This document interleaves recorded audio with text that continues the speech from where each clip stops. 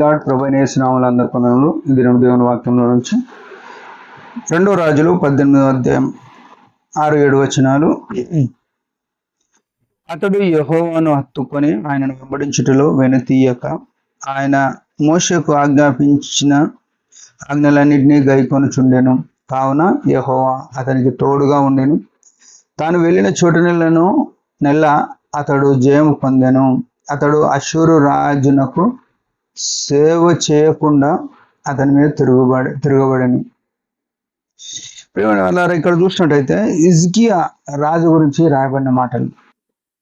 ఇతడు దేవునికి ఎంతో ఇష్టంగా కనబడుతున్నాడు. 3వ వచనంలో ఉంది, తన పితరుడైన దావీదు చేసినట్లు అతడు యెహోవా దృష్టికి పూర్ణముగా నీతిని అనుసరించెను. మన జీవితాల్లో యేసు క్రీస్తు మన గురి. ఆయనను చూసుకుంటూ మనం నడవాలి. ఆయన పోలికగా మనం మారే అవకాశం ఉంది. రక్షింపబడ్డాం, యేసు ప్రభుతో శిలువ రక్తంతో కడగబడ్డాం. అయినప్పటికీ ఆయనలాగా రూపంలోనికి, ఆయనలాగా గుణగణాల్లోనికి మనం మారట్లేదు. మారాలంటే ఏం చేయాలంటే ఇతడు హిజ్కియా చేసినట్టుగా మనం కూడా చేసేవారం ఉండాలి. ఇతనికి ఎంత గొప్ప మేలు జరిగిందంటే 27వ వచనంలో, కావున యెహోవా అతనికి తోడుగా ఉండెను. ఓ ప్రియ సహోదరుడా, సహోదరి, దేవుడే తోడు. మనతో ఎవరు ఉంటారు చెప్పండి?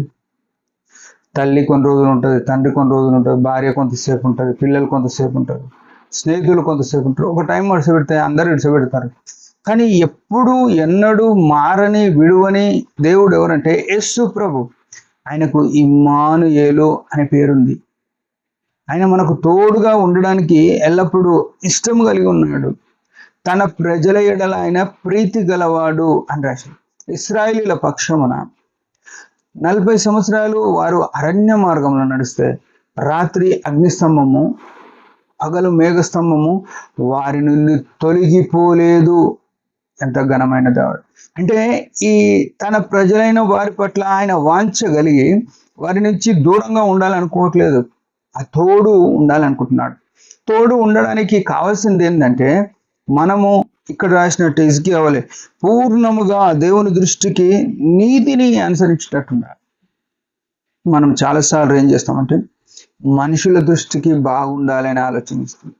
అయ్యో వాళ్ళు నన్ను చూసినప్పుడు మంచిగా కనబడాలి, మంచిగా అనిపించాలి, నా మాటలు మంచిగా ఉండాలి, నా డ్రెస్ బాగుండాలి, నా హెయిర్ స్టైలు, నా షేవింగ్ ఇవన్నీ మంచిగా ఉండాలని ఇక్కడ కోరుకుంటాం, మనుషులకు కోరుకుంటాం.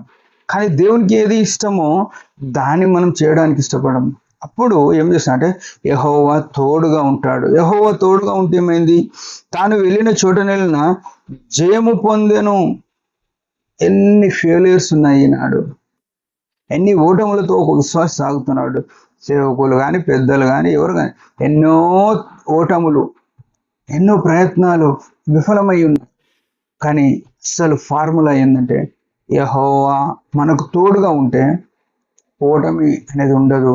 ఆయన మనతో ఉండాలంటే నీతిగా నడవాలి. ఇక్కడ అదే మాట రాసిందిగా. ఇక 6వ వచనంలో ఒక చక్కని మాట, అతడు యెహోవాను హత్తుకొని ఆయనను వెంబడించుటలో వెనుతీయక ఆయన మోషేకు ఆజ్ఞాపించిన ఆజ్ఞలన్నిటినీ గైకొనుచుండెను.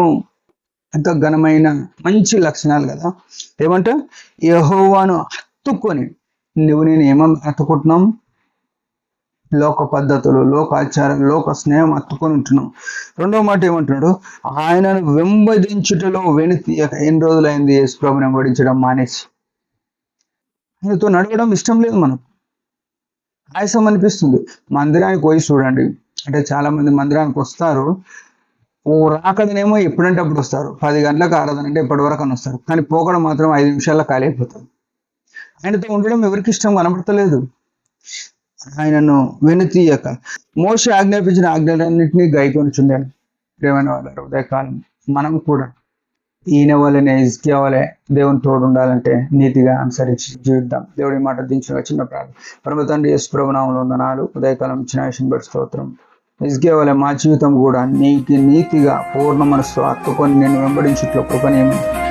నీ వలన నీ తోడు వలన జయం పొందుతున్నందుకు స్తుతిస్తూ యేసు నామములో ప్రార్థిస్తున్నాం తండ్రి. ఆమేన్.